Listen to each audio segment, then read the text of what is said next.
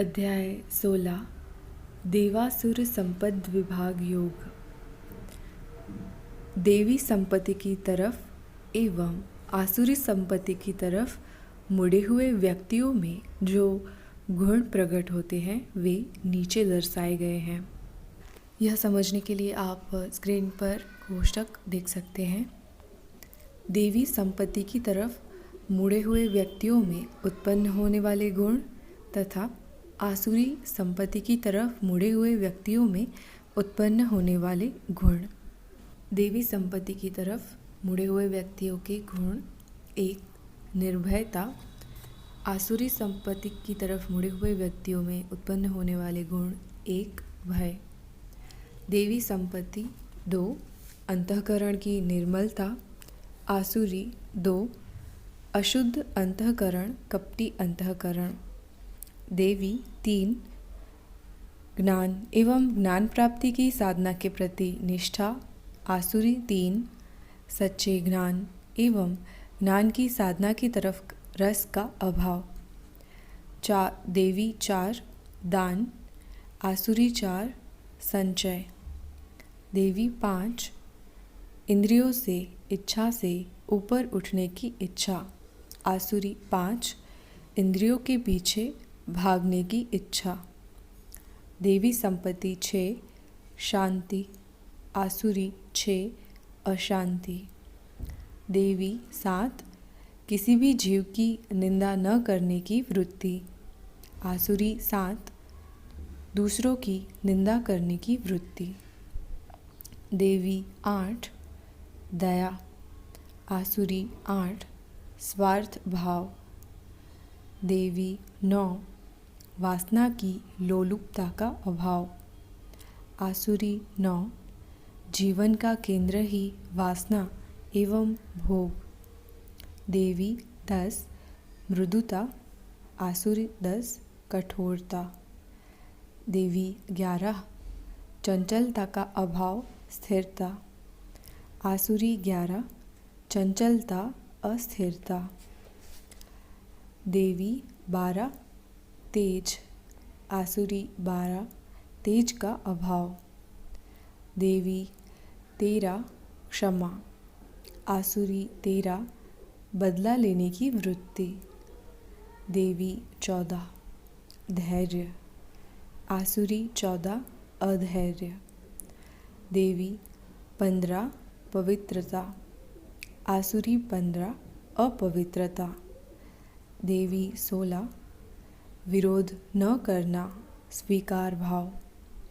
आसुरी 16. अस्वीकार। देवी 17. अभिमान का त्याग। अभिमान अर्थात मैं दूसरे से कुछ अलग हूँ, ऐसा भाव। आसुरी 17. अभिमान, अकड़पन। देवी भाव से ज्ञान उत्पन्न होता है एवं जीव मोक्ष गति को, मुक्ति को प्राप्त होता है। आसुरी भाव से अज्ञान उत्पन्न होता है। अज्ञान से जीव बंधन में पड़ जाता है। श्री कृष्ण कहते हैं कि जो जीव देवी संपत्ति की ओर मुड़ जाता है उसकी मोक्ष की तरफ गति सुनिश्चित है। कृष्ण इस अध्याय में आसुरी जीवों के लक्षण इस प्रकार बताते हैं। आसुरी जीवों के लक्षण: 1. करने योग्य एवं न करने योग्य कर्मों के बीच भेद पारखने की विवेक बुद्धि का अभाव देखने को मिलता है।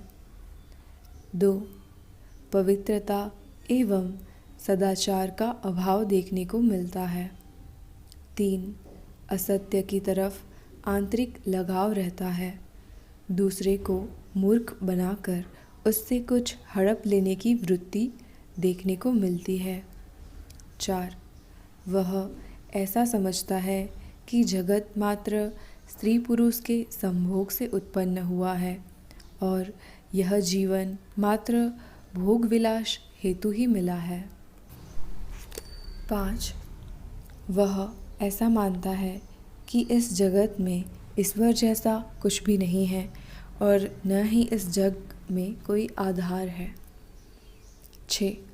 अल्पमति के कारण भयानक काम करके जगत के शत्रु बनकर जगत का नाश करने में लगे रहते हैं। 7.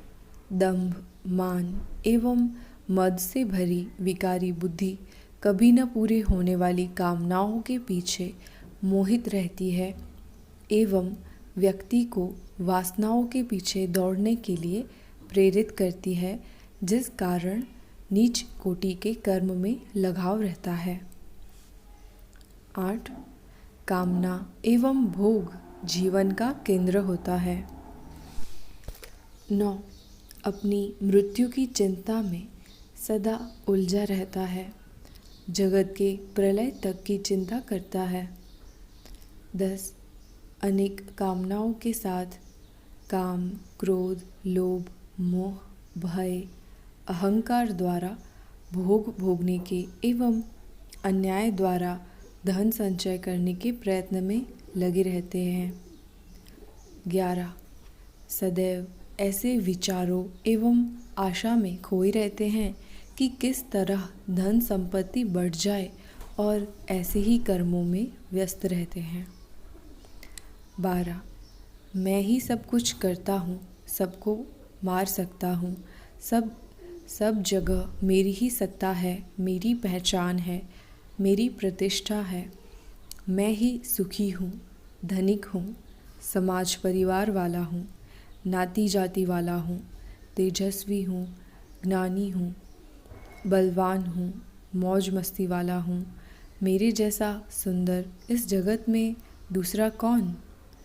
ऐसा अज्ञान से भरे लोग अपनी जीवन की सारी शक्ति भोग विलास में व्यर्थ गवा देते हैं और अंततः भयानक दुख प्राप्त करते हैं। 13. स्वयं को श्रेष्ठ मानने वाले अभिमानी पुरुष मात्र कीर्ति, नाम एवं सम्मान के लिए ऐसे कर्मों में रस लेते हैं जिससे वे दूसरों को यह प्रतीत करवा सके कि हम अच्छे व्यक्ति हैं। 14. अहंकार, बल, घमंड एवं क्रोध के कारण एवं विवेक बुद्धि का अभाव होने के कारण प्रत्येक जीव में उपस्थित दिव्य शक्ति को देख नहीं पाते हैं, अनुभव नहीं कर पाते हैं। 15. द्वेष से भरी बुद्धि वाले मनुष्य बार बार निम्न कोटि में जन्म लेते हैं। आसुरी योनि के जीव कई जन्मों तक अधोगति में रहकर आसुरी योनि में जन्म लेते हैं। 16. सत्य स्वरूपी ज्ञान के अभाव में काम, क्रोध एवं लोभ उत्पन्न होता है।